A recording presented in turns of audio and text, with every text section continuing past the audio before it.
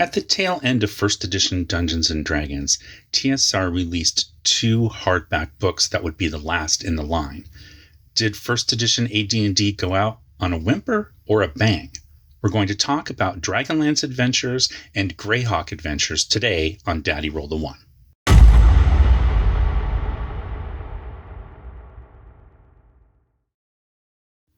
Please help support Daddy Roll the One by visiting my shop to buy a t-shirt, hoodie, mug, poster, tote bag, or notebook.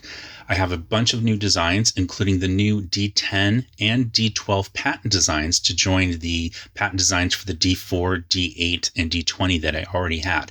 So please head over to the shop. There's a link in the show notes below, and thank you so much for your support. Hello there, and welcome back. I'm Martin. This is another video in my series on the history of early tabletop role-playing games, including Dungeons & Dragons. And today we're going to be talking about the last 2 books released in the what we now call first edition Advanced Dungeons & Dragons line. So that's Dragonlance Adventures, published in 1987, and then Greyhawk Adventures, published in 1988. Really quickly, before we get into this, I did want to remind people that July is considered independent or indie RPG month. So if you haven't looked at an independent, non-D&D branded role-playing game for a while, maybe check one out. There were some sales on Drive-Thru RPG. I don't know if those sales are still going on since it's the very tail end of the month here, but I'm hoping that you can catch some things that, maybe you haven't looked at before and that grab your attention. So if there are links at Drive-Thru RPG, I will put them in the show notes below. Also, last week I did a video about kind of like the history of the OSR, and I talked about some products in the OSR that I really, really like. And in the comments, people offered their additions to that list. So that's a good place to start if you're looking to kind of get out of the corporate D&D world and into something where, you can help support a small independent creator. All right, so let's jump into this and talk about sort of what's going on at TSR when these books are released. So Gary Gygax is essentially forced out of the company. That happens in 1985, and he finally, the separation takes place and it's complete. I think it was October of 1986. Okay, so from that point on, the direction of the company changes, and the tone I'd say, I guess that's the right word to use, and sort of the concept of what the books were that TSR is releasing during this time also begins to change. So we see in 1885, so the last 2 books that come out in the AD&D line under Gary's oversight would be Unearthed Arcana and Oriental Adventures. And again, we've talked a little bit before about how Oriental Adventures is really mostly a Dave Cook creation, but it does have Gary's name on it, and he was involved. He was aware of what was happening, and he was sort of a proponent of putting that book out. Okay, but then after that, you have the release of 2 other books. We've talked about them before, and that is the Dungeoneer's Survival Guide and the Wilderness Survival Guide.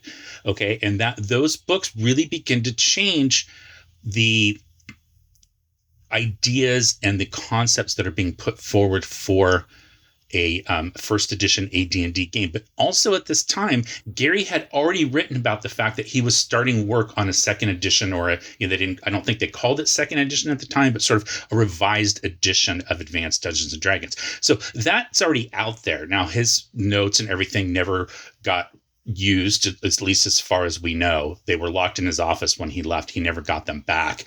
But the game that ended up coming out in second edition in 1989, doesn't really seem like it had too much to do with what Gary was thinking the direction of the game would go. However, these new books that are being published do start to kind of presage some of the changes that are going to be made, and it seems like it was almost kind of like a testing ground. So Dungeoneers and Wilderness Survival Guide are released in 1986. You also have Manual of the Plains, and then you have these ones. So I want to talk a little bit about the contents of these books. I'm not going to go through them page by page, and I'm not going to start getting into the nitty-gritty of the rules. I'm going to talk about them more conceptually as far as like what's in here And also, I wanted to talk a little bit about the creators. Again, I'm a big fan of making sure that the people that worked on this game, sometimes in some cases, 50 years ago or 40 or whatever the case may be, we don't want them to be lost to time. A lot of them have unfortunately passed away. And I think it's a good thing to remember who they were and how they ended up contributing to this hobby that we all enjoy. So for Dragonlance, just going to scooch this over for now. Focus here. So Dragonlance, the short version of this, I probably at some point will do a whole video on the history of Dragonlance. But the short version is you have two people, a man and wife, Tracy and Laura Hickman, and they were creating role-playing game supplements essentially for Advanced Dungeons and Dragons, but not for TSR. So the modules Rahasia, which eventually is going to be published by TSR as module B7, and then also Pharaoh, which is again eventually going to be published by TSR as Advanced D&D module I3.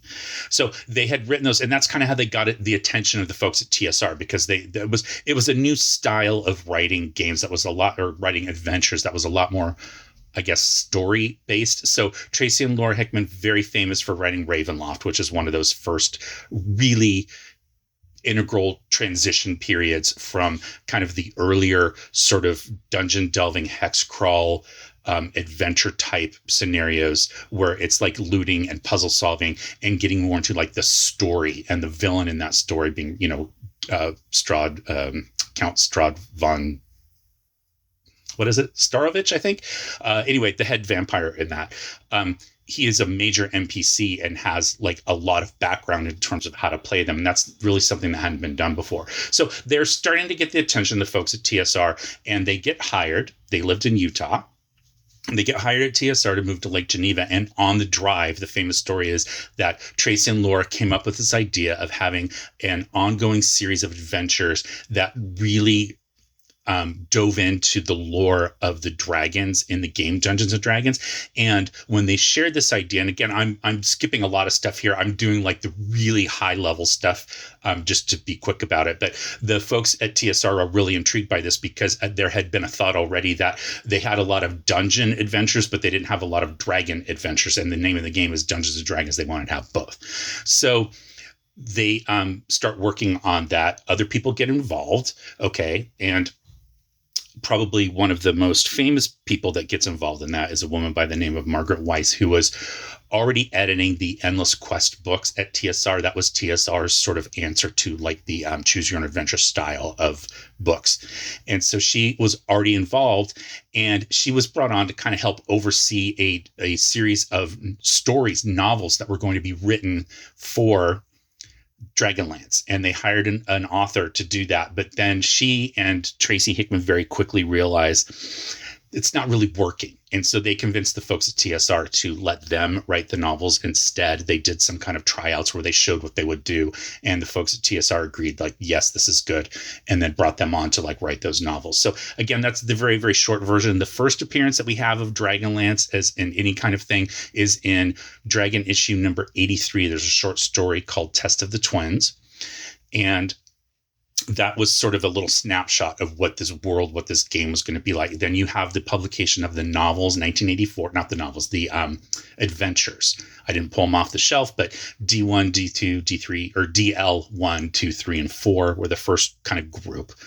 And they cover sort of the first novel, which was Dragons of Autumn Twilight, which is going to be released just a little bit later. So it was conceived originally as a multimedia property that was going to have adventures and novels and lots of other properties and merchandise for this.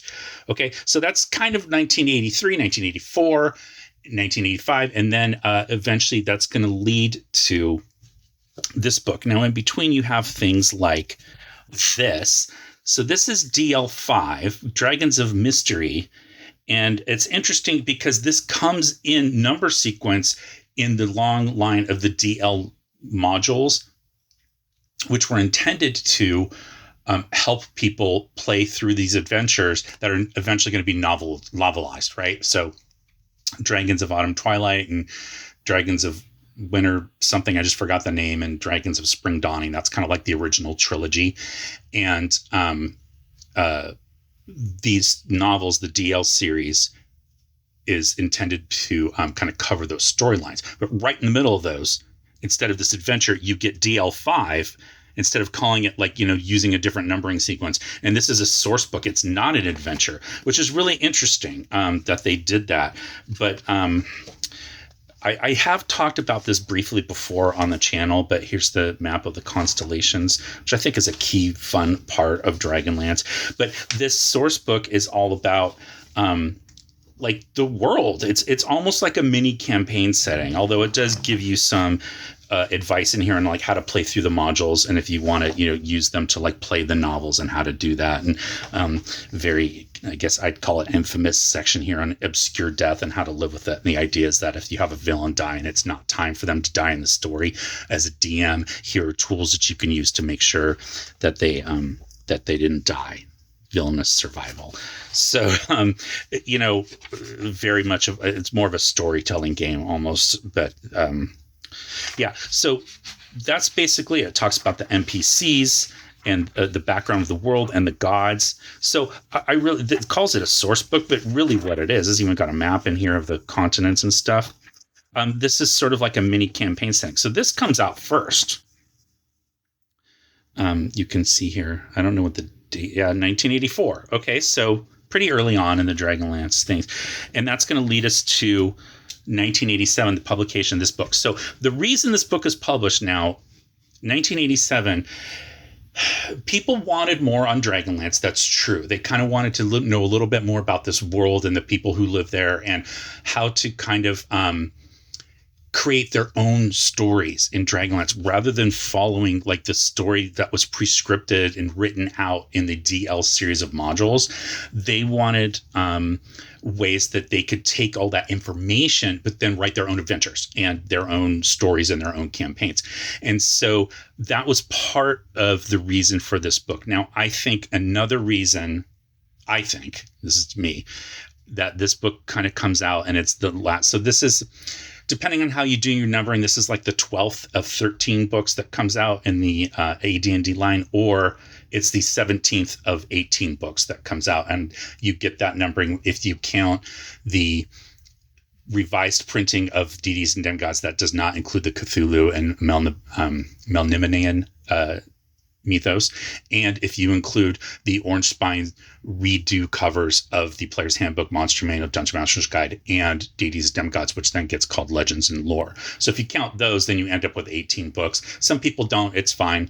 I have a whole video on the history of the hardbacks. I'll put a link up here so you can see what I'm talking about. But by this point, TSR already knows that they're already working on Advanced Dungeons & Dragons 2nd edition. It's happening. So I think there was probably a thought, and it makes sense. They don't really want to start publishing new rules too much because pretty soon this version of the game is going to be going away. It's going to be replaced by another book. So they wanted to sell something that people would still buy, even though those people knew that this 2nd edition was coming pretty soon. They talked about it in Dragon Magazine. It's a known thing that they're working on this. So this happens every time there's a switch in editions. There's this weird lull period where the material that starts to come out at the very tail end of an edition before you get to a next edition, it starts to be much more of a, I don't want to say it's system neutral. It's not system neutral, but things that are a little bit more like about flavor and background and things like that versus hard and fast new rules. So like you have the new rules that are developed in the Wilderness and Dungeoneer Survival Guide, like the non-weapon proficiencies and all that kind of stuff. That's really hard, crunchy rules. They don't want something else like that might not make it into 2nd edition, but they also didn't want to use rules from 2nd edition because the rules aren't written yet. So it's this weird in-between period. So doing a book like this that's focusing on a campaign world or a setting where you can create your own adventures in that setting, but it's not really pushing forth the rules too much. And we're going to talk about that. I think that was kind of the idea behind why you'd want to publish a book like this. So I think my theory sort of also makes sense when you consider there's an article in Dragon Magazine, number 125, part of their Game Wizards column. This is from September of 1987. And in it, Mike, I think his last name's Brolt. Not sure if I'm pronouncing that correctly, but he writes about the release of this book coming up and telling everybody like what's going to be in it. And one of the way that he sets it up, he says, this is the latest release in the Dragonlance saga.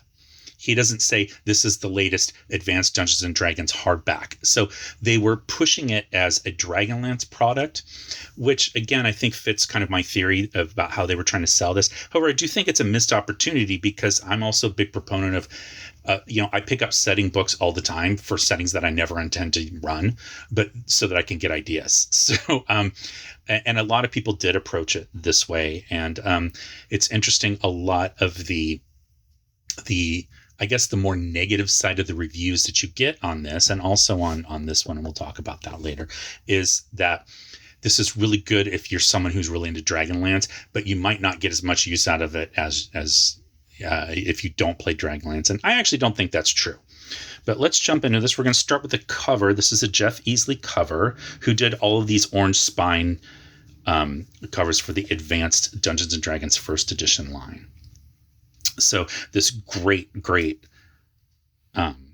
painting here. I can fit it all in. I just feel like you can't see the details if I hold it all the way back there. But I really dig this one. And then it says the complete Kryn source book that contains all the information necessary for limitless campaign in the world of Dragonlance Saga. So we'll jump in here. I'm just going to, no, this is just a black and white version of that same painting. Just get into a few of the people who created this book. So we see right on the cover, this is Tracy Hickman and Margaret Weiss, who at this point, again, were kind of in charge of overseeing the novels, wrote the first few at least. And then it's dedicated to Laura Hickman, who's Tracy's wife. And then just really quickly going through some of these people. So we've kind of talked about Tracy Hickman, Margaret Weiss. We've talked about John Pickens before, for sure. So Mike Brolt is sort of maybe a new name to us. So he ends up being hired at TSR in 1984. He answered a classified ad for a game editor. So that's kind of how he got his start. And he worked on quite a few things as far as an editor. So he worked on Oriental Adventures. He worked on the Dungeoneer Survival Guide, Manual of the Plains. And he works on a few things for second edition, does some Dragonlance Adventures modules. And then he ends up in the video game kind of field. And as part of that, he ends up working with a huge team of people, but he was one of the people that worked on the very famous kind of Pool of Radiance, the gold box Advanced Dungeons and Dragons game. Okay, so then we have this huge Dragonlance series design team. We have talked about the vast majority of these people before and other roles that they had at the company. But just going by the art, we've talked about Jeff Easley before. So George Barr doing the interior illustrations. So George was a very famous fantasy and science fiction artist. So born 1937, and he did a ton of book covers. So that's kind of like what he was known for. But he's been noted as being sort of like one of the least appreciated due to how prolific he was, and his art is very, very good, and of science fiction and fantasy artists of his time. Okay, so and then as far as like cartography, we've got a couple of names here. So Karen Wynne Fonstad, unfortunately, has passed away. She was relatively young when she passed away as well. But, in the world of fictional cartography, very, very famous. So she has a series of books. The first one that most people would know her for is the Atlas of Middle-earth. But she also did the Atlas of Pern. She did the Atlas of what's called The Land, which is the Thomas Covenant books. She did the Forgotten Realms Atlas, and then she did this one. So this is the Dragonlance Atlas by Karen Wynne Fonstad. And this was a gift from my mom back in the day. You guys hear me talk about her. She paid attention to what I was into, and It's really cool because this isn't something I never would have bought for myself. And so just the fact that she gave this to me, I think is super cool. So, but just full of these really cool maps. And so like her cartography books, these atlases that she's done for these various fictional properties, they're kind of like the gold standard at this point for those worlds. And I think it's really cool. I love looking at maps and stuff like this. So, this is a very old book. This is from 87, but if you have an opportunity to pick this up or any of her other ones, I would highly recommend it.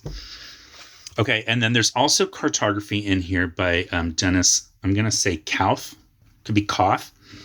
But he is kind of known for doing a variety of things as far as being an artist, a graphic designer, and doing cartography. So that was kind of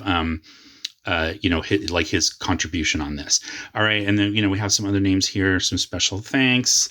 But again, we've talked about a lot of these people before. So I want to pay attention to the design of this book in terms of like how it's put together and the order of the presentation of the material, because you're going to see a very stark contrast between this and this, which I think is really interesting because they are both 128-page books and they are both essentially presenting campaign settings to use in your AD&D games. So you would think that they would follow a format of, what's, the sections and then what's going to be in each one. And they have absolutely zero in common with each other.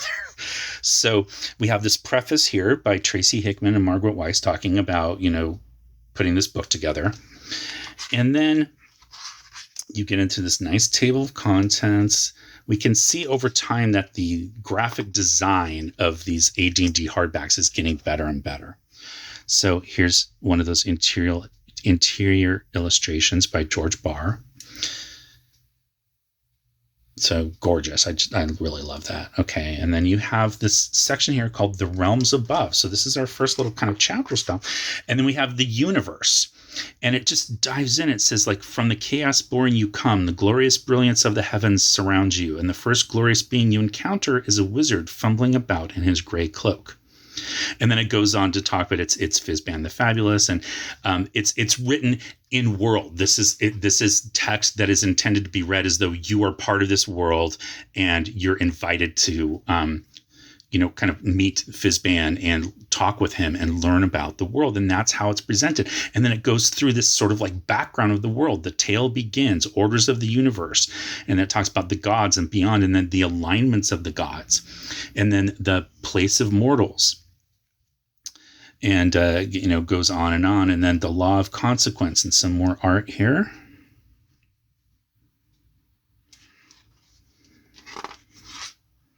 Okay. The constellation map of Kryn. Which, again, I think it's such a cool thing to have in a campaign world is constellations. I never thought of having constellations in my campaign world until, I saw it in here first. I showed you that earlier. But I just love that idea. Now, this is interesting because it says on the front, it says that the interior art is all by George Barr. I mean, this is Keith Parkinson right here. And it's even signed by him. So I think this was used in something else first. And I'm guessing that's why they don't credit these. It's like if they've already published it in another book, they just didn't call it out. But there's definitely artwork in here that's not by George Barr. Okay, so this is the characters. So the characters of Kryn, and then it tells you how the standard classes from AD&D, how you would approach them playing in this game, or whether they're even available, whether you can. And so it talks in here about, you can see the word post unearthed arcana because we're talking about barbarians, okay, and cavaliers. And then it talks about, wizards, thieves that they call handlers, and even thief acrobats, again, from Unearthed Arcana. Okay. And then it basically talks about, travelers from beyond, like bringing other characters in who aren't, born in Kryn. All right. And then here's your acceptable character classes. And so it goes through and it marks which ones have special rules if you play in Kryn, which are basically all of them other than the fighter class, which with its two subclasses of barbarian and ranger, and then also thief and thief acrobat, but pretty much everything else has special rules. And then you get into those special rules. So one of the things that this book does from a layout and design standpoint is it puts all the mechanical stuff in gray, and this like shaded gray background, so that you know that this is something that you're going to use as a player, or, you know, even as a DM to create NPCs, but like this is where you build your character and like learn how to make those decisions. Okay. And then it talks about alignment. And it says it comes up often in AD&D games, and it says alignment in Krynn has important effects that are different from a standard AD&D campaign because it affects the kind of spells that you can cast, things like that. And then it says that they have to declare their moral alignment, whether they're good, neutral, or evil, at the beginning of the game, but sometimes the character class then determines the starting alignment. Okay, and then it just goes through and it gets into like more and more details on how alignment affects your character.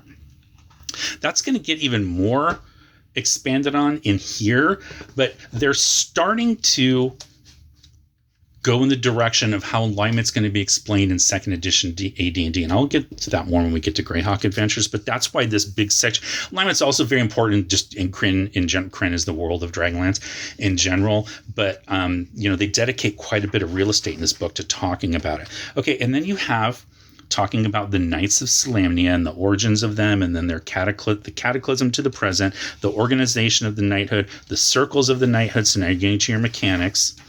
Okay, and it talks about your experience points and the, you know, healing and equipment and your rank. Okay, the oath and the measure. So this is all stuff that's coming out of the novels and the adventures, the modules. So again, I don't want to go through this in too much detail because this is all background stuff about the world of Krynn.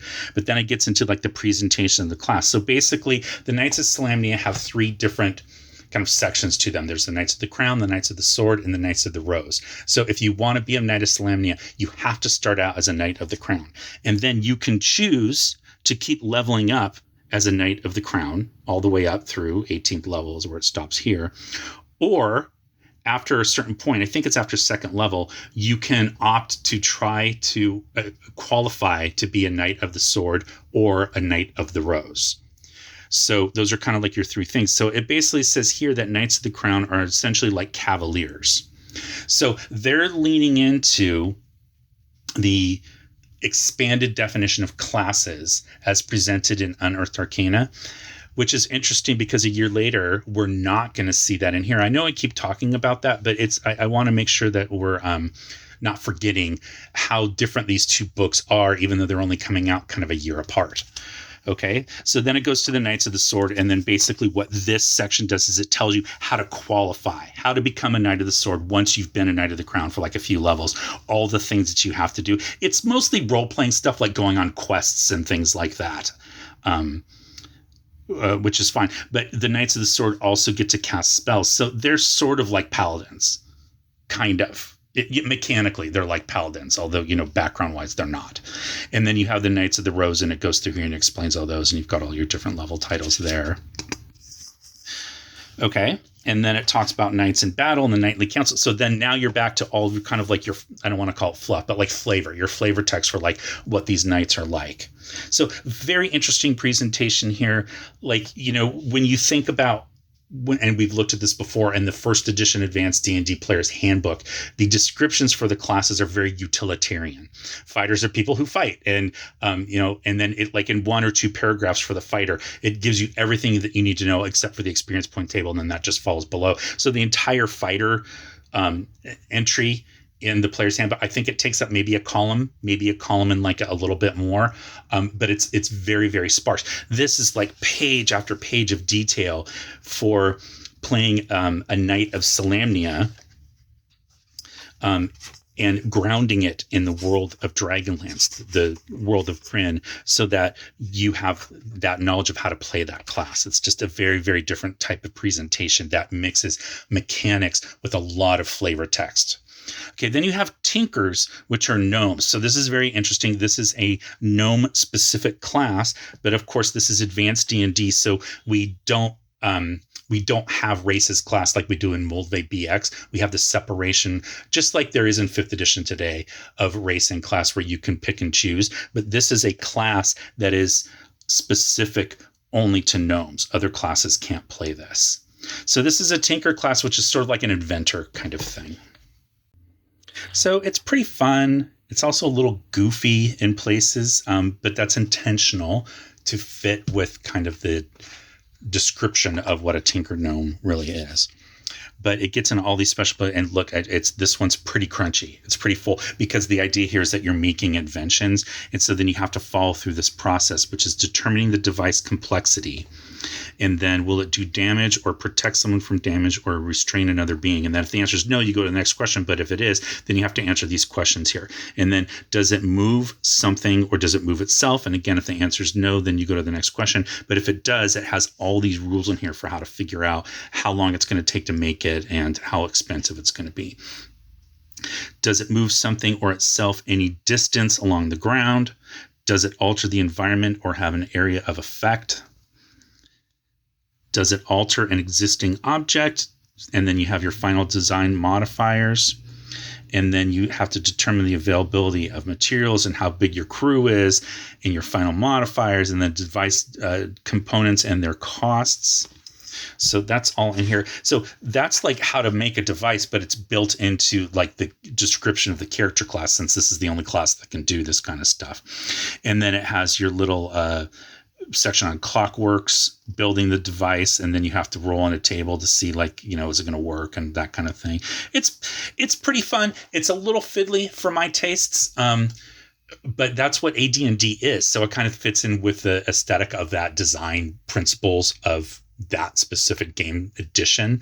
But for me, I like something that's a little bit more but you guys know I sort of prefer a little bit more like kind of rulings, not rules. So I'd like for a player to come up with an idea, and then you need a basic framework, but then not having to do all this record keeping to kind of figure out, if your device is going to work. But that's my preference. And then it gives you some ideas. The Hall of Gnomes inventions.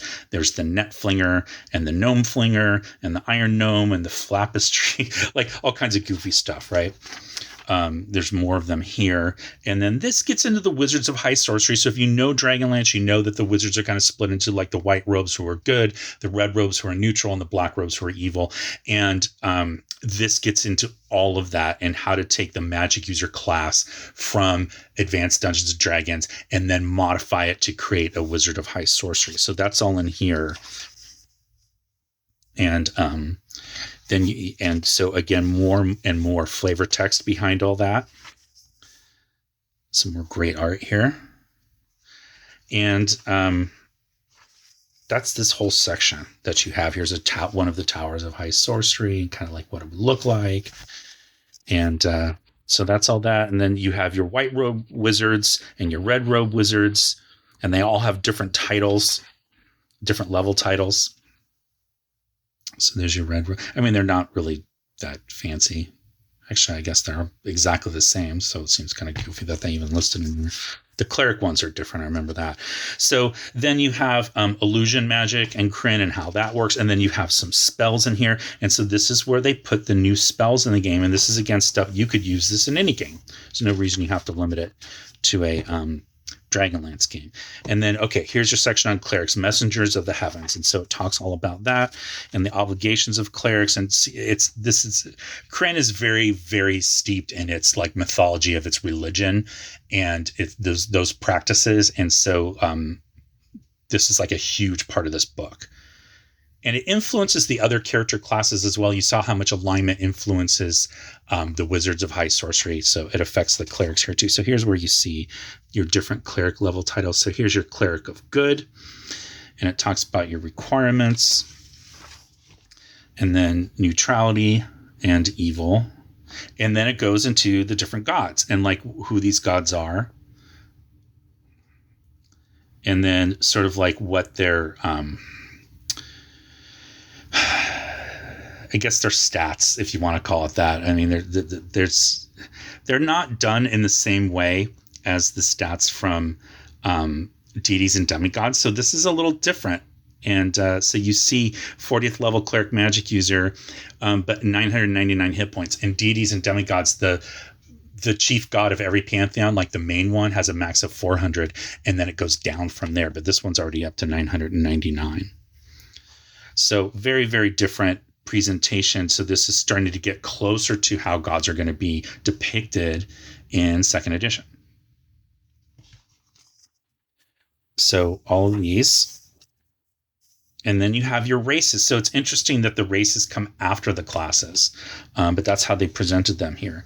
And so it talks about, again, there's more background here during the Age of Twilight and what races are available. And then they tell you a little bit about, you have Kender first, history and philosophy, and theft versus handling, and then your stats for playing a Kender. I know a lot of people don't like Kender. I played one in an online D&D game for 5th edition with some friends that I'd met on Twitter.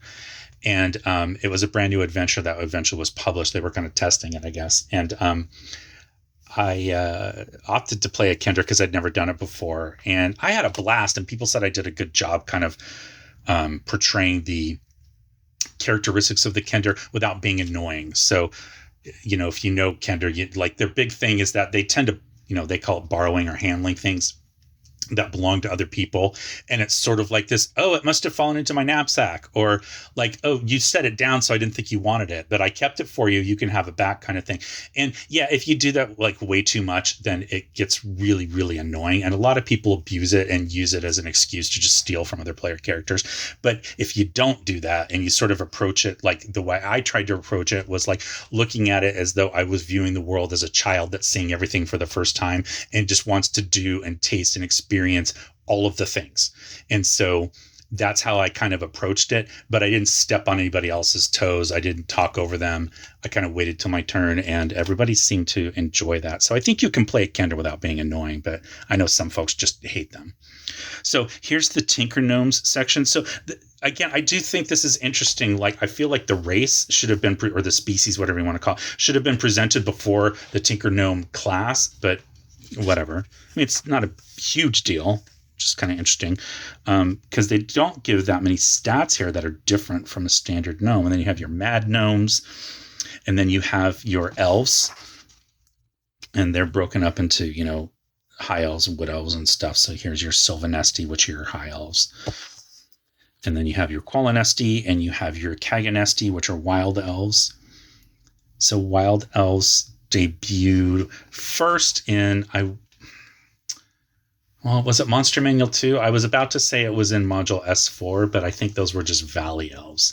I think Wild Elves, which are also called Grugich, I think they debut as a elven subspecies in the Monster Manual 2, 1983. Okay, so it goes, and then you've just got more and more and more Dark Elves, and you've got Half Elves. And then you've got the dwarves. Another great picture here.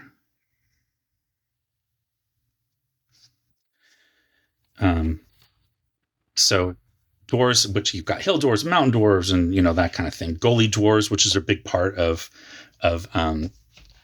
Dragonlance, the Gully dwarves. And then you have the Irda, which are kind of like enlightened orcs before they go bad. I think that's, I got to be honest, I'm not a huge Dragonlance player.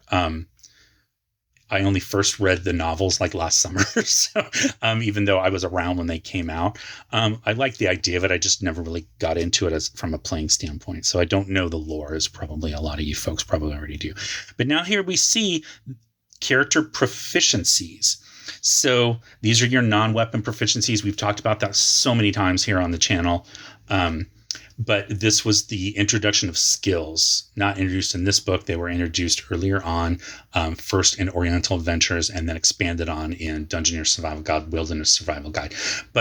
And by this point, they're in this book, so it's basically saying, like, you're going to use these to create your character, and they do become a core part of second edition AD&D, even though it technically says that they're optional. They're kind of, I don't want to say they're not optional, but they're built into the core framework of the game. And then you have some new proficiencies in here: astrology, dragon writing. Okay. More art. And then you have your creatures of Krynn. So this is like sort of your monster descriptions that are going to appear in here. So you have your draconians and all that kind of thing in here. So that's a fun section. And then you have the world that was. So then this is more like the history. This is the history of Krynn, which you would expect to have in a campaign setting. but you're not going to get it in this one. Okay, so here's another map. Okay. And this map is very similar to the maps that we see in the atlas, because it's the same cartographer, Kieran Wynn Fonstad. And then it goes through, again, this is sort of like a timeline of the different ages. And then this is a part, a lot of people didn't like this, but these are like the main NPCs of the world, and it stats them out, gives a description of who they are. So if you're using this book to kind of play your own campaigns, unless as a DM you want your characters to run into these NPCs, a lot of people kind of thought that was wasted space. I don't, because I feel like reading through this kind of gives you examples of how a character interacts with the world. Then you have some cool magic items in here. This is a pretty long section. And then you have some more history here. So it's kind of going by the different ages of time. More maps. And then there's some stuff about after the War of the Lance, and tells you like what happens. Here's some more personalities and NPCs. Kind of like for this timeline. That's where they're broken up like this, is because they're divided by timeline. Then you have your kind of like just like your charts and things back here that you might want to use, like the GNOME device complexity level chart all the way at the back here, kind of like an appendix. The mishap table of what happens if your device doesn't work the way it's supposed to, which I love stuff like that. As a DM, I think it just gives you so many good, fun story ideas. And then you have all your different gods and things like that, your spell summaries, your Knight's Circle table, and that's it. So that's going to be it for Dragonlance Adventures. So I'm going to jump over now and talk about this one, Greyhawk Adventures. Just like to ask, if you like this kind of history and going over this kind of stuff and you enjoyed this video, please remember to like this video. Please subscribe to my channel and hit the bell icon to be notified when I post new videos. And if you could share it with people, I would really, really appreciate it, because that's what helps my channel grow. Thanks. All right, so let's slide these over. Let's look at Greyhawk Adventures. Now, this is going to be the last book that's released in the Advanced Dungeons & Dragons first edition line. And you can see here, it even says compatible with the AD&D and the second edition AD&D game systems. And again, that's very deliberate, because they don't want to lose sales to people who are going to be like, I don't want to buy this when it's going to be obsolete next year when the new edition came out. So they're making this as sort of like that transitional book that is intended to be used with both. I don't think it's 100% successful in the way that was executed, but that was the intent anyway. So just like we talked about with Dragonlance, we want to briefly talk about the history of Greyhawk. Now, I have an entire video on the history of Greyhawk, which I call TSR's first campaign setting developed for the game of Dungeons and Dragons. And, you know, I'm very specific with my language. People have quibbled about that and said, no, Blackmore was first. Of course, Blackmore was first. I know that. Blackmore wasn't developed to be a D&D game. Greyhawk was developed specifically after Gary Gygax had played Blackmore with Dave Arneson and the crew to test out what was to become the game of Dungeons and Dragons. So it was created for that purpose. Okay, there are tons of settings, Forgotten Realms, the Empire of the Petal Throne, that predate both Blackmore and Greyhawk as far as like being settings. They weren't game settings, but they were settings nonetheless that predate those. So these terms can get a little bit muddied, but Greyhawk was developed by Gary. It was his version of a Blackmore game, but it makes changes that start to influence the direction it's going to happen in Dungeons and Dragons. So the first peek that we really get at it as a consumer is going to be, oh, here it is, this book. So this is Greyhawk Supplement 1, 1975. Now, interestingly, I have been told by people that so you know Blackmore Supplement 2 comes out slightly after this. So I have been told that Blackmore Supplement 2 was actually supposed to be published first. It was supposed to be published number 1, Supplement 1. And there were delays. It depends on who you want to talk to and like what they say about the condition that the manuscript for that book was in that needed to be edited and what kind of editorial changes we're making. But apparently it took longer to get it ready for publication. So even though it was intended to be published first, it ends up being published after this. So that's why this one is first, even though in the history of campaign settings that are directly relevant to the creation of Dungeons and Dragons, Blackmoor comes first. So this book, although it's named Greyhawk for Gary Gygax's setting, this is additional rules. It's not a setting book. And it's really the same thing with the Blackmoor supplement. Again, a lot of people like to argue about that. And I'm not trying to argue. I mean, if you want to think that, that's fine. I really think that the books, when you think campaign setting, you're thinking like, I want to know about the nations and the cultures and the history and the geography of this setting. Right? So that you can create stories that take place in that setting. And neither this book nor the Blackmoor book have that in there.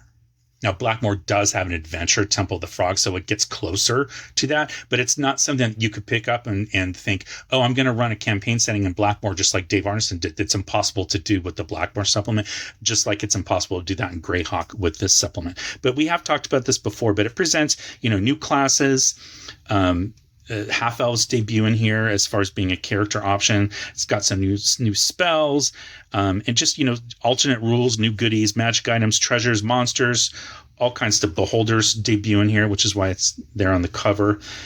Okay, so this is where people first started to get kind of an idea, except there's really not in here very much that is directly about Greyhawk. So the one thing that you do see in here, and I pointed this out in that video that I have on Greyhawk. I forget where it is. It's right here.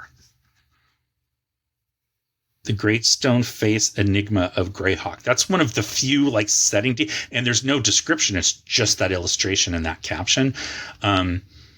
So there's not a lot in here, but it kind of, it's presented as though this is how Gary Gygax played Greyhawk. It's really not. It's just additional rules. It's supplemental rules, and that's fine. Then in 1980, now I don't have this one, but this is their folio for Greyhawk is released. So people wanted details, and you're starting to see Judges Guild has come out with City State of the Invincible Overlord and the Wilderness of High Fantasy. And so these types of supplements are starting to come out, and the folks at TSR start realizing people will buy this stuff. They thought people wanted rules that, we've talked before how originally the folks at TSR didn't think anybody would ever buy an adventure, because why would you do that? You're going to create your own adventures. You don't need to buy someone else's adventure. They pretty quickly found out that they were wrong. Took them a while to jump on the bandwagon, 4 years before they published Studying the Hill Giant Chief, 1978. But, and what's interesting is that those modules, the G series, G1, 2, and 3, and I have a whole video on the G series of modules, but they start to reveal portions of the cultures and the nations of the world of Greyhawk. And that's really where you start to see it. And then that gets expanded on in the D series of modules. You have T1, Village of Hamlet. And then you also have the A series of modules, the Slaver series, all of which are firmly rooted in the world of Greyhawk. But they're adventures, but it's starting to dabble and talk about the organizations, the factions, and the people, the NPCs, things like that. And so in 1980, TSR publishes the folio edition of the World of Greyhawk.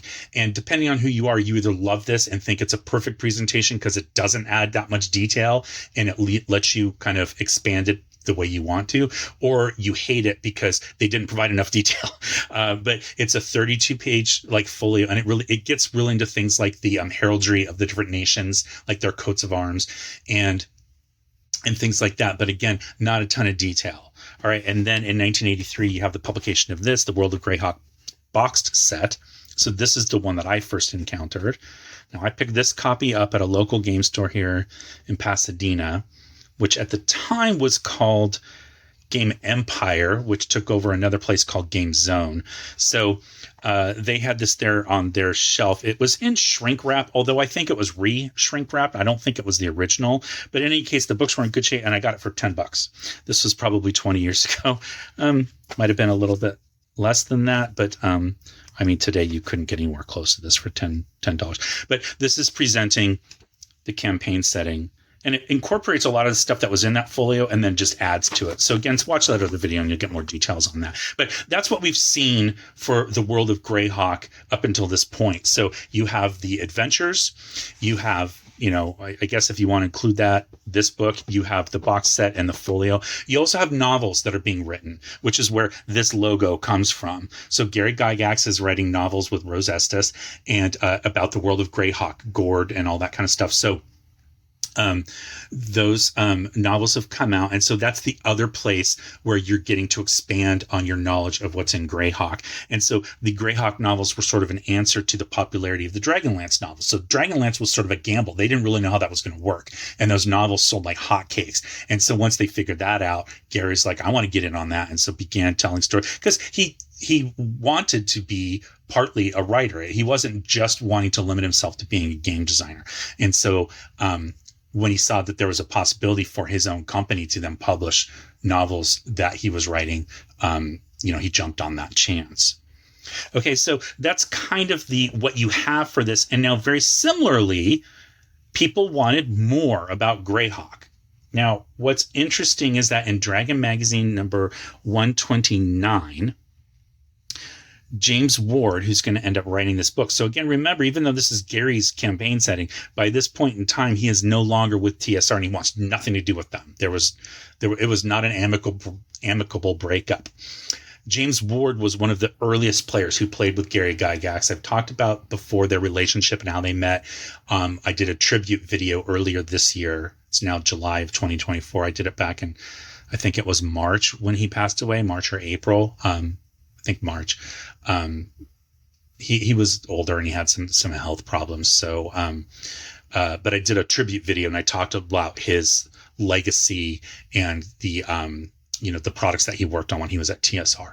And so I think him being chosen to do this at this point in time of people who were at TSR, he was probably the one who at that point knew the most about Greyhawk. Rob Kuntz isn't there anymore at this point in time. Tim Kask is gone. So a lot of those people that would have been there were not available, and James was. So, but in Dragon Magazine number 129, he writes an article also in the Game Wizards column where he tells people, I'm working on this book. It's going to be coming out and I want your input. I want you to tell me what you want in this book. And then he says, I have my own ideas. And then he goes on to list them. And he talks a lot about like the clerics and the gods of what's called Oath. So Oerth. I mentioned this before. I always grew up pronouncing it as Oerth. And then I read somewhere that Gary Gygax said, no, it's like Oath, like the way Bugs Bunny would say it or someone from Brooklyn would say it. And my mind was blown. I was like, that's really funny. So he wanted to talk about those gods and a little bit about, like some of the characters, he called it I think it's called the Hall of Heroes, sort of like these named characters that you've heard of over time. Now, a lot of them had appeared at this point in Dragon Magazine articles that Gary had written, but he wanted them in here and others as well. And some of them had appeared in Rogues Gallery even, which I have a video about Rogues Gallery as well, which was a collection of sort of NPCs for the game. Both generic and then like these named characters. And he talked a little bit more about other things he wanted, but then he said he specifically offered to the people, write in and tell me what you want to see. So I want you to help drive the contents of this book. Tell me what parts of Greyhawk you want me to explore in this book. And then the ones that I like, he doesn't say he's going to do it for everybody, but the ones that he liked, he's going to include in the book. And then he will make a note of who had that idea. And then he's going to send them a signed copy of this book.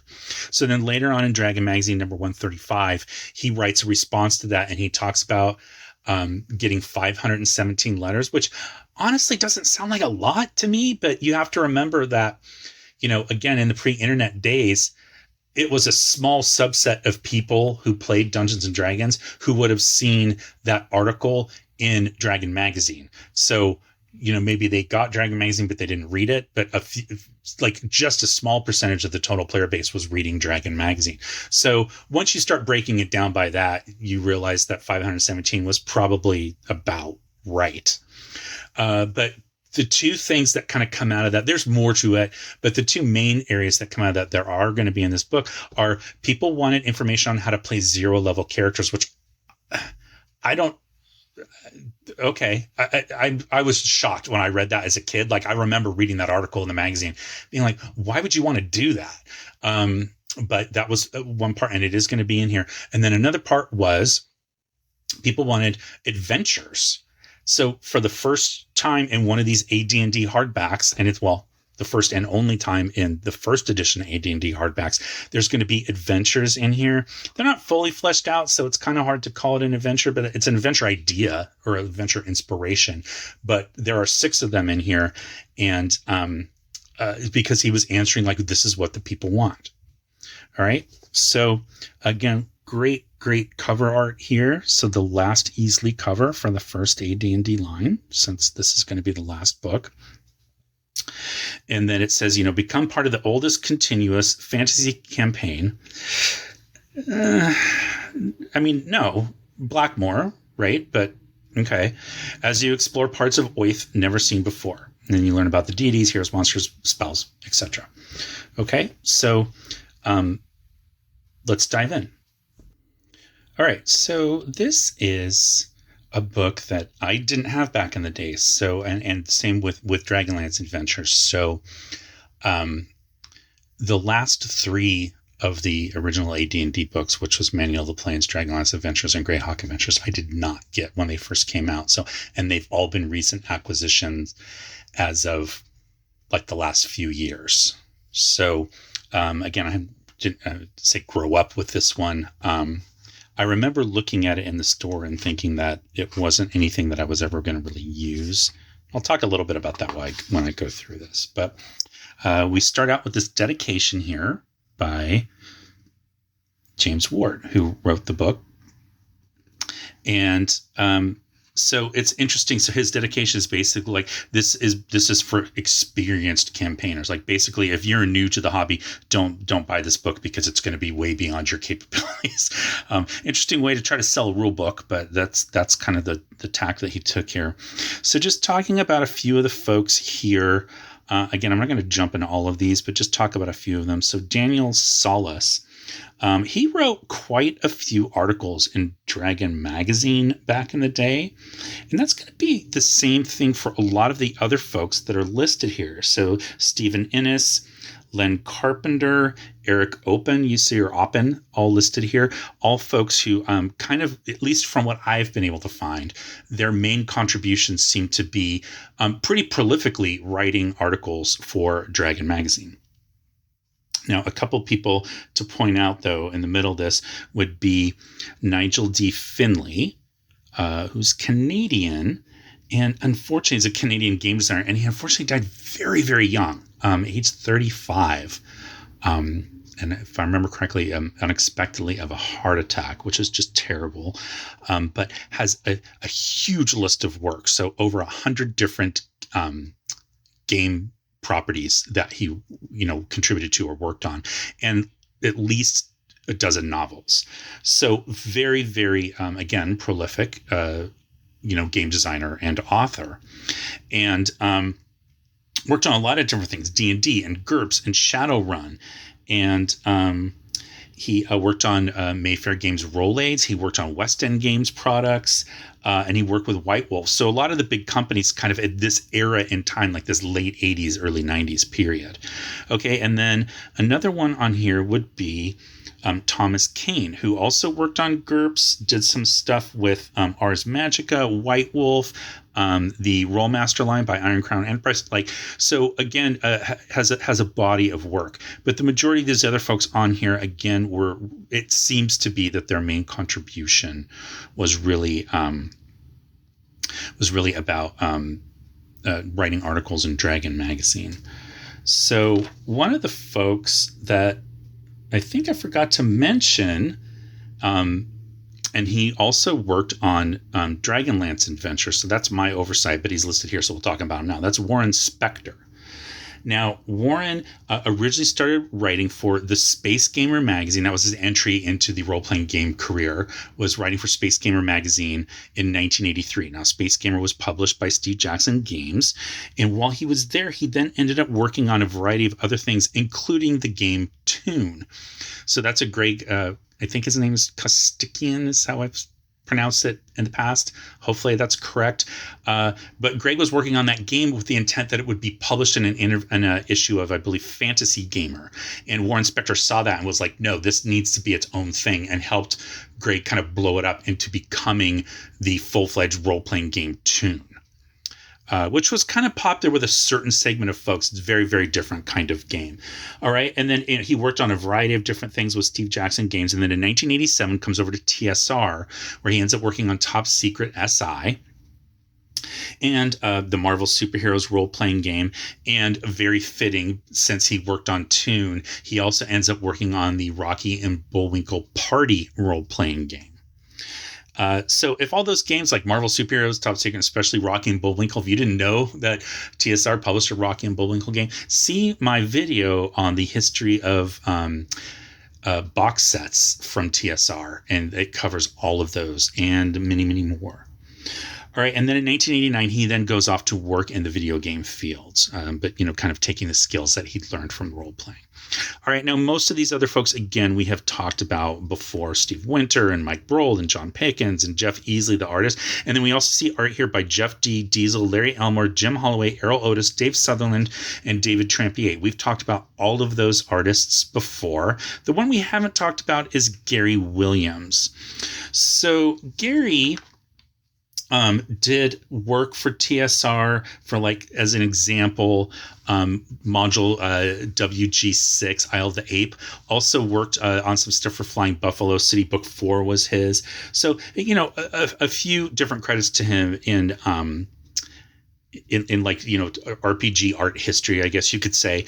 But these other folks are all kind of like, this is an interesting period of time where you're getting sort of like these original artists, especially Jeff D. Diesel, Sutherland, and Trampier, both Davids, and Jim Holloway, Errol Otis. But then I guess the only ones that are coming in here that are kind of on the new guard would be Jeff Easley and Larry Elmore. Now, I believe the reason of that is because a lot of the art in this book is recycled.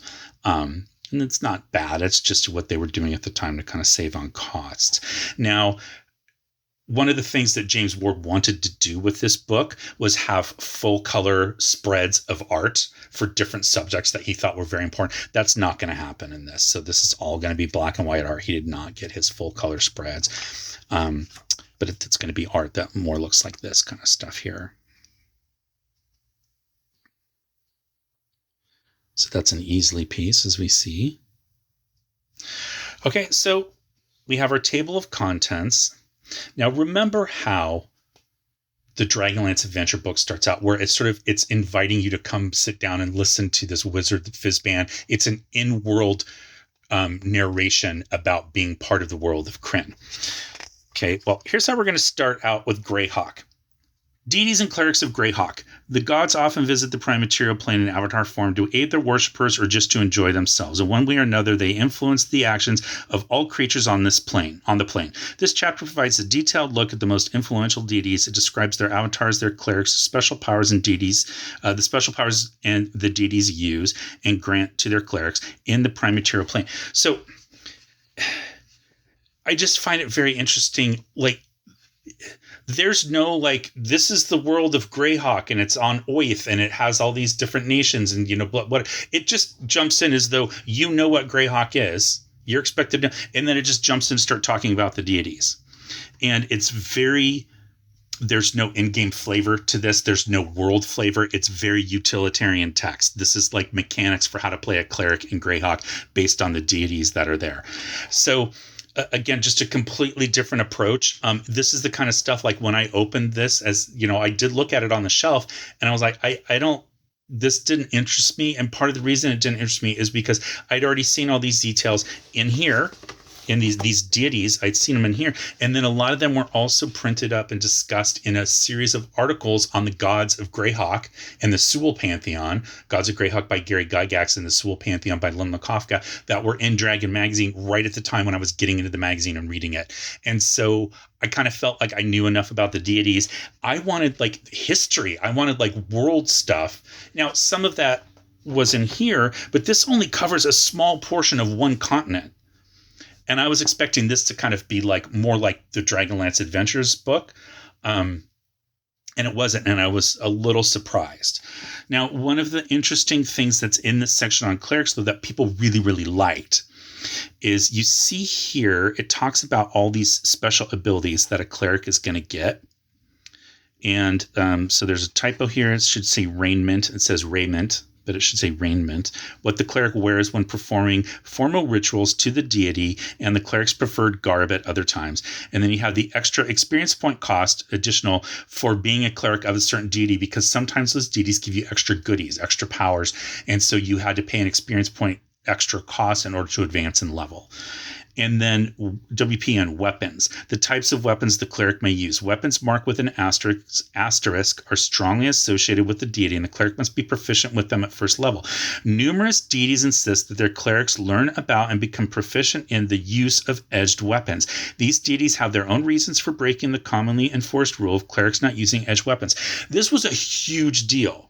And then you're going to get to sphere, and it's like the types of spells the deity makes available to its clerics, which is intended for use with an optimal rule in the second optional rule in the second edition AD&D game, and can be ignored if the DM wishes. But see, you're starting to get to, like, again, I told you this is sort of a crossover book between first and second edition. So the stuff, especially the weapon use, clerics up until this point, since 1974, and even predating that in Blackmore. So again, I talked to Mike Carr, I think he was the cleric. And he said that he showed up and was told that he was going to play a cleric by Dave Arneson in one of the Blackmore games, again, predating Dungeons and Dragons. And Dave Arneson told him that he couldn't use edged weapons. Mike was never sure why he said that. But so this idea of clerics not using edged weapons predates D&D in the game framework. And so breaking that rule here and saying that some deities allow their clerics to do that was a pretty big deal back in the day. I know it probably doesn't seem like a big deal now, but it was pretty huge. But then you go on and it describes these clerics. So it gives you like a cleric, it gives you information about them, and then it gives you information about their avatar. So this was the replacement of kind of like the stats that you would see for deities and demigods, but instead says, oh, well, if you're going to interact with the deity, you're really interacting with their avatar. Okay. And like who that person is. And then it gives you the stats for the avatar. And then it talks about the clerics and like the abilities that they get. Okay.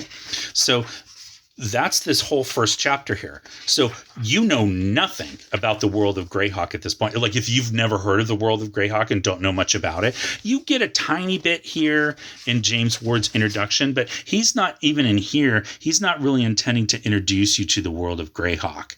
He's just telling you how he divided the book up into different sections. So I just think it's a very odd choice. And it really, again, as a kid, made this not as interesting to me because I thought, like, where's the flow of this book? It didn't really make sense. Now, another thing that's going to happen in this book, I talked about all those people that were involved at the beginning. So it's credited to James Ward, design and organization, but then you also have design. So all these people are writing stuff in here. So each of these sections almost seems like it's written by a different person. And you can tell that when you get to the Monsters of Greyhawk, because this one just tells you what's going to be in this chapter, but the tone of voice is very, very different. This chapter describes the many and varied monsters found near and sometimes in the city of Greyhawk. And it goes on to talk about that. It uses this fun little design, the drop cap. And this is very reminiscent of the stuff that's in here and the typeface designs. Let's see. So I liked that. Like, even as a kid, I picked up on that. I was like, oh, that's cool. Like, I had seen this before I bought it.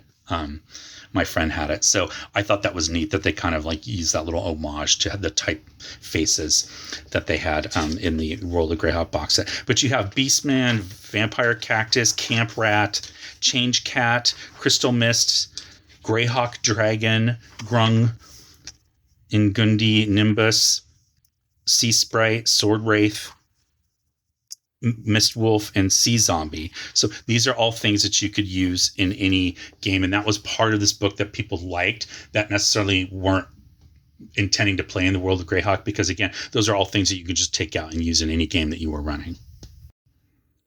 Okay, then you jump to this Hall of Heroes chapter, and this is giving essentially stats for like the major NPCs in the world.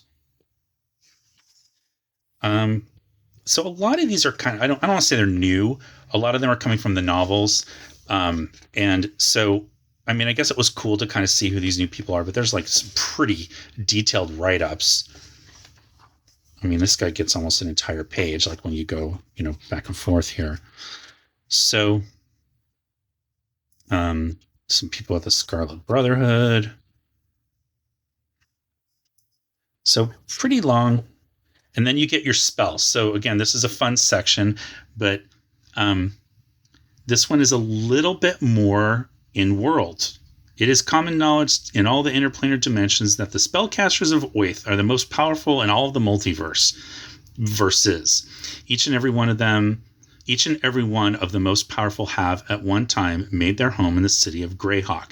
So see, again, I think this kind of designed by committee. Now, I know James Ward was overseeing everything, but you can definitely see the shift in writing style between chapters. It's very, very noticeable. So you have some spells here. Big B spells, Big B's Bookworm Bane, Big B's Feeling Fingers, Big B's Dexterous Digits. So it's actually not horribly long. Talked about this before, but when you see like Drawmidge's toolbox, just as a reminder in case you forgot, Drawmidge is Jim Ward backwards. So that was his character. And I guess he was always a little perturbed that he wasn't able to keep using his character after he left TSR because it became intellectual property of TSR. These are Mordenkainen's spells. So Mordenkainen being Gary Gygax's character. He had many, but probably Gary's character that he liked the most, or that he liked to play the most, was Mordenkainen. So Gary's birthday was just this past weekend. Like the anniversary of his birthday was on Saturday, the 27th of July. And on Facebook, I reposted a cocktail that I created a few years ago on the anniversary of his birthday. I called it Mordenkainen'S Disjunction. And I posted the recipe there, and a lot of folks seem to kind of like that. So, I'll put a link in the show notes if anyone's interested in that. So Nice Duel and Autoluke, and Otto, Rary, Tensor. It's Gary Gygax's son, Ernie. That was his character, Tensor. Okay, and then you get the magical items of Greyhawk. So these are coming from a combination, again, of the modules, the adventures that have been published, the books, things like that. And so there's, some fun stuff in here, amulets and miscellaneous magic items, and the, like this wand of summoning and the wand of high folk. Like, this stuff is kind of pretty much grounded in the world of Greyhawk, which is cool. Holy Symbol of Greyhawk, the Crown of Blackmoor. So at this point of time, Blackmoor exists in both Greyhawk and in, the known world, or, what people call. I always said it Mystara because that's what it looked like to me. But I was corrected by Bill Connors, who was one of the designers who worked on it. And he was so nice about it. He said, we always called it Mystara, like mystery. He's like, but things might have changed after I left. And I was like, of course, that makes total sense that it should be pronounced like that, like Mystara, mystery. I don't know why that escaped me as a kid. So, But anyway, Blackmore at this point in time exists in Mystra and in Greyhawk. And then, of course, Dave Arneson and his crew were still playing in it on their own without any relation to D&D. So the magic item section, pretty long. Okay, then you finally get to the geography of Oath. No history, but geography. Now, this is one of my sections that I really do like because it covers these different areas. And then one of the fun little things that is in here are notes for the dungeon master. It's basically like how to run an encounter in that section and like the creatures that might live there. Now, I think it could have been presented easier to use rather than just a big blocky, chunky text thing.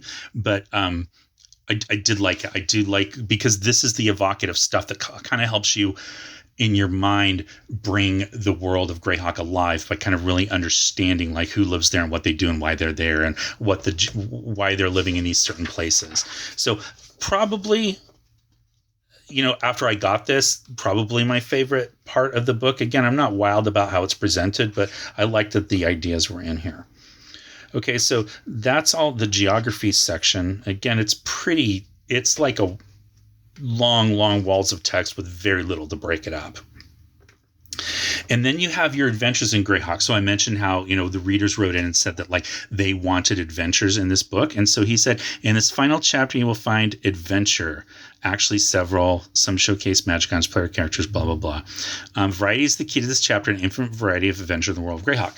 Now, that's all well and good. However, these adventures, to me, with one kind of exception, don't really have a Greyhawk feel to them. They just feel like standard kind of adventure stuff. That's not necessarily bad, but I think it was a missed opportunity to take these and kind of give them a little bit more of a Greyhawk feel so that the purpose of this book could kind of come through. But there's 2 0-level adventures. So there's horse sent to basically this barn catches on fire and you're trying to rescue the horses. Okay. And in doing so, this is intended to help you as a 0-level character. And there's going to be rules in here in a second for dealing with 0-level characters. But the idea is you haven't really figured out yet what class you want to be. And so by making decisions while you're going through these 0-level adventures, you are picking certain skills that you want to try to use. And then if you do well at it, that kind of adds that skill to your repertoire. And then it starts to kind of show the direction that you're going to take as far as building your character later on, creating your character. Okay, then there's another scenario here about beaming up. And I mean, it says, it takes place in Tharkun or Tharkin, however you want to say that. So, they're placing it in Greyhawk, but it's very generic as far as like, they could have been anywhere. Okay, diver down. That's kind of, it's a fun one. You're going to like a sunken ship to retrieve some treasure. It's always a fun idea. Now, the entrance to the Valley of the Mage is probably the one that is most tied to the world of Greyhawk, and it really gets into like some of the kind of people that inhabit Greyhawk.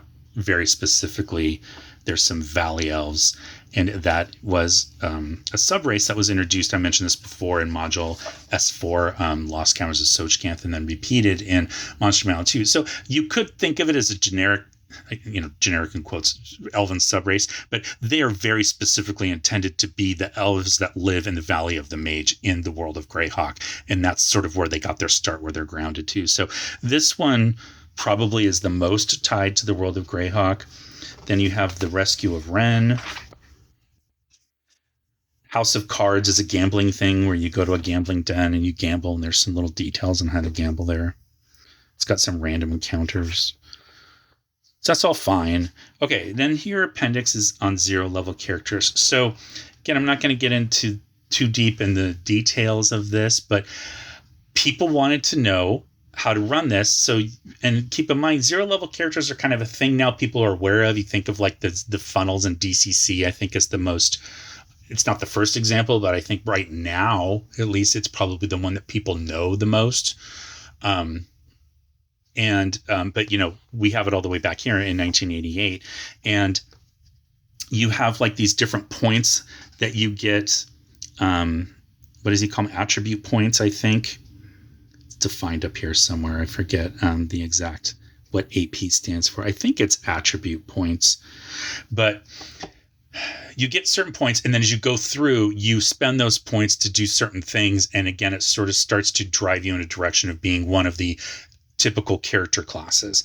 But for me, what's most interesting in this is the alignment section. And it talks about how it's sort of backwards from the way that you think about how alignment is presented in the original first edition AD&D books, where you picked an alignment and then you had to act in accordance with that alignment because that was the alignment that you were playing.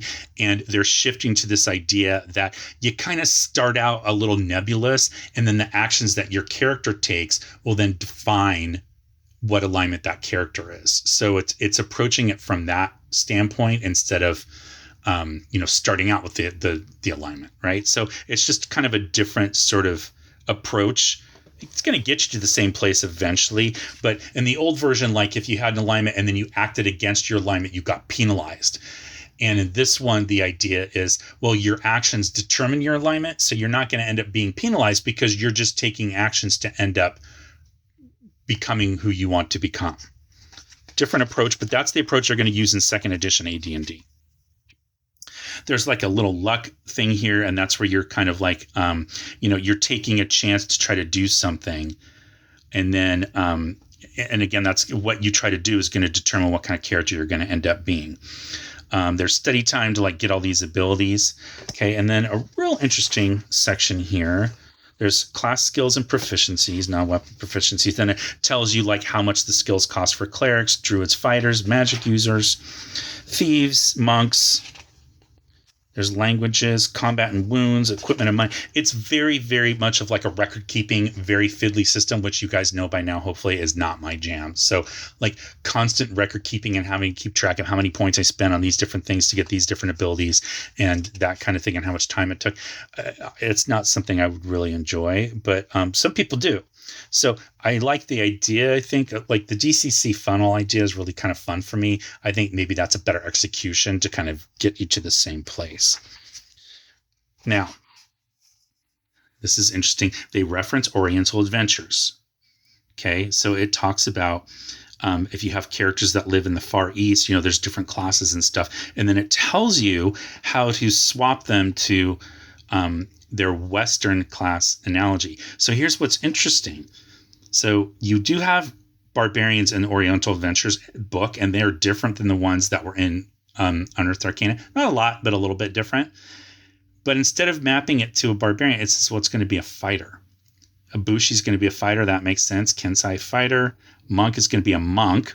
But then it says a samurai is either going to be a fighter or a paladin. Well, in Oriental Adventures, samurai is a subclass of cavalier, as are paladins, but it's not saying you're going to be a cavalier. It's saying you're going to be a fighter or paladin. Now, the reason that they're doing this is because the cavalier, the barbarian, and also the thief acrobat that they don't list here is going to be eliminated in second edition advanced D&D. The barbarian will eventually get a complete barbarian's handbook that creates a barbarian class from scratch, but that comes very late in the life cycle of second edition AD&D. So originally, they were removing those. And so this was kind of like your clue that there's not going to be barbarians anymore in second edition AD&D, because if you had an Oriental Adventures barbarian, it was going to now be a fighter. Now, the other interesting thing that's in here, though, is that there are also no monks in second edition AD&D. And yet he is telling you that there is some. So there's no consistency here. But you were starting to see the changes that were coming in in a second edition AD&D game. There's a little bit of advice of acting as a DM for some 0-level characters. Then you have your Greyhawk spell list listed out here. And that's kind of it as far as Greyhawk Adventures. So that's also going to bring us to our close as far as talking about these two books, the last two of the original first edition advanced D&D line of hardbacks. So were they a hit? Were they a miss? I think they were, I think calling them a mixed bag is probably the right way to word this. So there's some really good stuff in here. The reviews on these were mixed. This one tended to do a little bit better review-wise than this one. Not always, but sometimes. But, I think that, this one,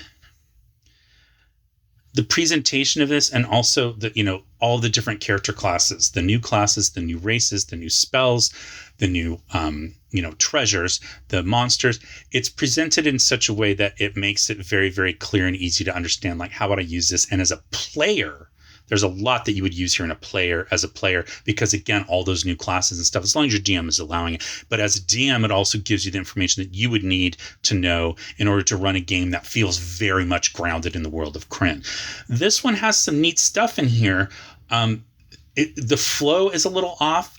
I think as a player, like that first section on the deities is a combination DM and player section, because it does tell you how to play a cleric of those specific deities, but it's I don't think it's as clearly presented as like that's what you're going for. That, like, there's nothing in here. It's like how to, like this has the approach of like how to take the traditional AD&D classes and use them in the world of Krynn. This one doesn't. Now, part of the reason is because this setting was created with those classes in mind, so you don't really have to tweak those classes. But I think an interesting way to do this would be to say, like, the fighters from these nations tend to use these weapons, or they maybe they're more into naval combat because of where they're located, or their magic users tend to focus more on these types of spells, or whatever. Just something to give a player some understanding of like how to approach that character. And those aren't necessarily the best examples I could think of. It's just something I'm riffing off the top of my head here. But like, give them something that they can use to like make it so that your character feels more connected to the world of Greyhawk. And I'm guessing in the minds of the people that put this together, the thought was, well, you probably wouldn't get this unless you already had, like, at the very least, you had this. So this is giving you all the information on the nations and cultures and all that stuff. So having this then will, you don't need to repeat that. This doesn't really go necessarily like cult nation by nation, which again, I think is a little bit of a miss. I think the presentation of campaign settings and how to use them as a living guide to like help you run a game in that setting has changed a lot, and I think for the better. So these were some early attempts by TSR to do that in the kind of like this hard book format. And like I said, there's some hits and misses in each. So, again, I didn't pick either one of these up at the time. I was really tempted to get this because I'm a sucker for new classes and things like that. So not because I wanted to play a Knight of Solemnity in Krynn, but I thought, well, what if I took this and then modified that to use it in my campaign set and created my own Order of Knighthood that had these different things that were all slightly different, because I know someone's already done the work here for me so that I don't have to worry about like whether it makes sense or whether it's balanced or not. This one didn't have any of that stuff. And so the more I looked at it, the more I thought, like, I don't need to buy a book to tell me that my clerics can use edged weapons. I'll just make that up. That's easy to do. Like, this deity's weapon is a sword, and so that cleric can use a sword. Then he pays a little bit extra on the XP cost. That wasn't hard to figure out. So that's kind of how I looked at these two books. I think not necessarily the way that you'd want to end your first edition line. You'd ideally want to end it with like a big bang where like everyone would be wanting more. Not really sure that objective was achieved, but as a sort of stopgap to kind of keep people interested without getting complicated and introducing new rules that were going to soon be outdated, they succeeded that at least. The cover art is great. Yeah, interior artwork's good too. I especially like the stuff by Greg Otto in this one. But all that said, I would love to know what you guys think about these books. Did you pick them up? Did you use them? If you hadn't, looking through this, does it make it seem like something that you'd be interested? Assuming you're playing a first edition AD&D game, or even second, since this one's intended to be used with both, and really this could be as well. So let me know. I would love to hear people's thoughts on this, and if you really like these books or if you didn't and why. And so leave that in the comments below and let me know. And then since you're down there in the comments already, you can scroll through the show notes and also see places where you can join me on social media, where you can find links to my blog. And also, I would like to once again invite you all to please consider, if you have the means, of becoming a super fan of the channel. You'll get to join your name on this list of these fine folks who have pretty consistently been contributing when they can. And I just so appreciate it. It makes such a huge difference to me as far as, the future of the channel and how I'm going to grow it and like make it better. So there's some software that it's been suggested that I get as far as editing my videos. I do pay for my editing software now, and it's not cheap. And it's a monthly fee. So I'm using like an online software editor. And so it's not like a one and done. And it stores all my videos in the cloud, which is great because if I told you my laptop is old, and so I don't really have any storage on it anymore. So I try to download them to external hard drives when I can, but superfan things go to help pay for things like that. Also over time, that will help pay for things like if there's a game or a book that you want me to review that I don't own, I put that into like a separate fund, and then that becomes things that I could look at to purchase for reviewing things here on the channel.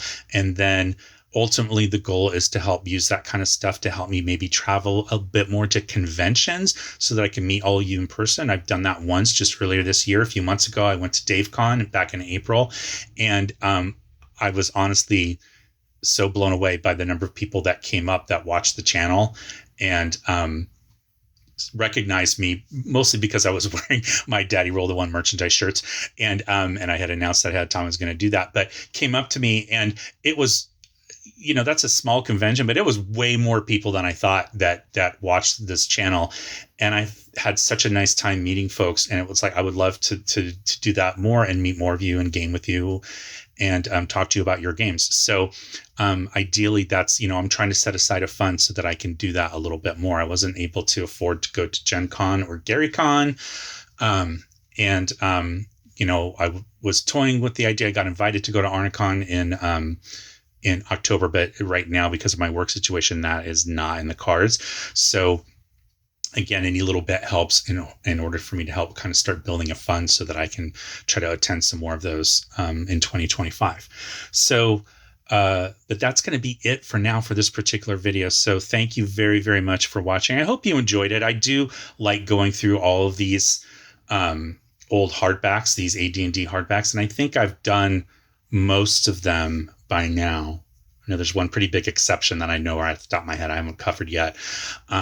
But I do hope to get to that at some point. But let me know what you think about these videos, if you like them or not, and that's fine too. Just be nice and let me know why. All right, but that's it for now. So until the next video, thank you again for watching. Stay safe, happy gaming, and I'll talk to you next time. Now for the bonus content, what I was drinking, what I was listening to when I made my notes for this video. So I was once again successfully targeted by a reel. It wasn't an ad. It was just a reel on Facebook.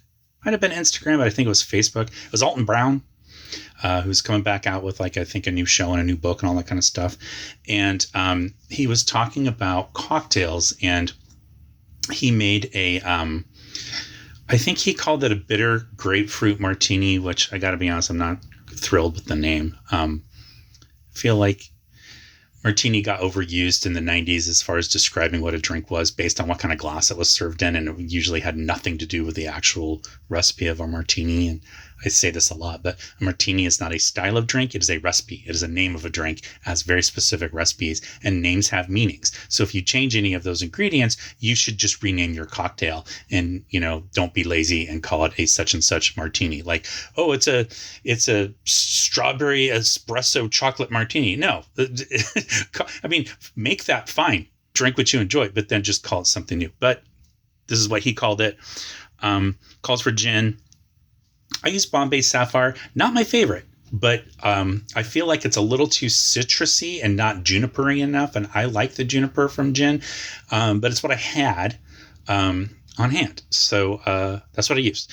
And then and it's the same proportions as a regular martini. So it's well, there's a variety of different proportions. The one people usually go for these days is called 5-to-1. So it's 5 parts gin, 1 part vermouth, but you're making a 3-ounce drink. So just cut that in half, 2.5 ounces of gin, ½ ounce of dry vermouth. However, in this case, he replaced the dry vermouth with Amaro Montenegro, which if you watched my bonus content from the last video, you saw I used this in a different recipe.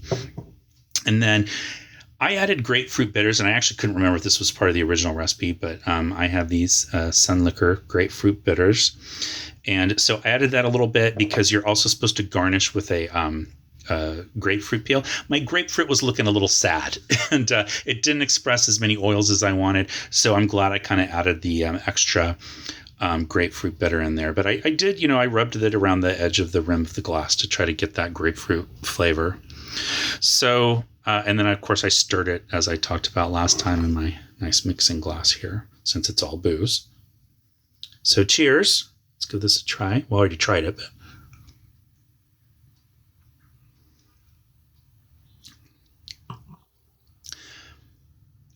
I quite like it. So one of the things I liked that drink I made last time, that kind of whatever that, I think it was called the Montecito. That was like equal parts rye whiskey and the Amaro Montenegro.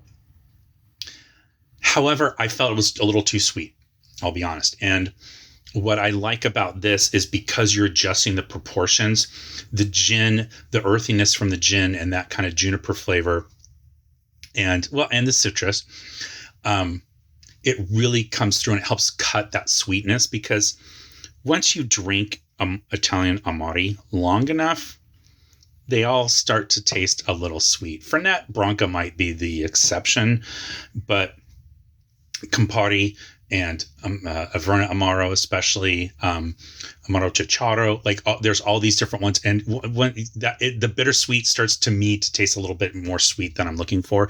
So dialing that back and then adding the gin really helps kind of balance it out. Plus, adding the grapefruit bitters helped. So cheers. As far as what I was listening to, so this is a funny story. I guess it's funny. I don't know. I went out to visit my dad yesterday. Today is Monday, July 29th. And he lives in a home now. And we visited him for lunch. And on the way out there, my wife was driving and she had a playlist going. And for whatever reason, we got to get out of this place by the Animals came up. And I was like, I haven't listened to that album forever. So this was actually my uncle's. He passed away a long time ago, back in the 90s. But we just found some of his records that were buried in my dad's boxes of stuff when he moved into his home that he's in. And so I got some old Rolling Stones and some stuff like this. But this is the Best of the Animals. And they were the band that was doing that song. And so I pulled this out just because I just wanted to listen to it. So it's cover's not in great shape. It's a little warped. It's a gatefold cover. There's some foxing and some mildew along the bottom edges here. But as far as the album, it sounds pretty good. I mean, it's not pristine, of course. It's old and it wasn't really well taken care of, unfortunately. But it is the best of. So you're going to get their best songs. But House of the Rising Sun, Don't Let Me Be Misunderstood, We Got to Get Out of This Place. Like classic songs from the 60s, Vietnam era. And it was just fun. Like my uncle, that was very much his era of music. And I don't ever remember him listening to this, but I thought it was fun when I found it in his collection. So I wanted to give it a listen just because, again, I got kind of reminded by hearing that song pop up on my wife's playlist while we were driving. So anyway, this is 1965 originally is when this album came out. However, this is a later reissue. This is from 1966. Mine is on mono. There's also a stereo version available.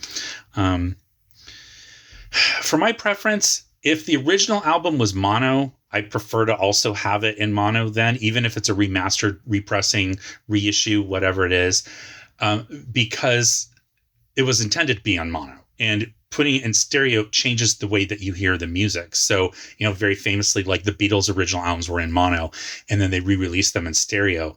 And it is a very different listening experience because they were written and recorded and engineered intended to be listened to in mono. And when you put them on two separate tracks and put them in two different speakers, it changes the song, to me at least. So, if it originally came out on stereo, that's fine. There's a fun album that I have. I think I featured it here on the channel before. It's called Something Cool by June Christie. It's a jazz album, vocal jazz. And she recorded that in mono. And then when stereo became a thing, she got the exact, and it was like years later, she got the exact same band together and went back into the studio and re-recorded the album song for song in stereo. So in that case, that's fine because she went back to record it in stereo. It wasn't remastered to be changed to be in stereo. But that's me. I can get a little picky about these things. But anyway, let me know if you have this on, listen to it, what you think of it. It's not the normal kind of stuff I listen to, but it was fun to kind of try something different. I am quite enjoying this beverage. As for a martini, it's a little bit, I don't want to say it's brighter. This doesn't brighten it up. The grapefruit gives it a little brightness, but I always drink my martinis with lemon twist, so they have that citrusy flavor anyway. But give it a shot and let me know what you think. And thanks again very, very much for watching. Cheers to you for staying through the bonus content, and I'll talk to you next time.